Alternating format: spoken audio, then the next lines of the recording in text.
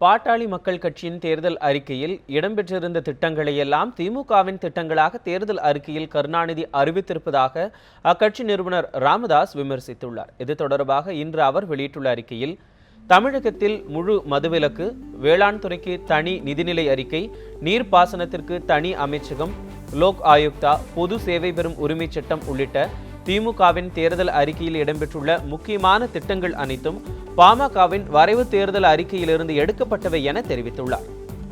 ஆனால் கல்வி, சுகாதாரம் மற்றும் வேளாண் இடுபொருட்களை இலவசமாக வழங்கும் திட்டத்தை மட்டும் அறிவிக்கவில்லை என அவர் கூறியுள்ளார். இதன் மூலம் தமிழகத்தின் முன்னேற்றத்தில் திமுகவிற்கு அக்கறை இல்லை என்றும் தெரிவித்தாகவும், கல்வி நிறுவனங்களின் வருமானத்தையும் அதன் மூலம் ஆட்சியாளர்களுக்கு வரும் வருவாயையும் இழக்க தயாரில்லை என்றும் அவர் குற்றம் சாட்டியுள்ளார்.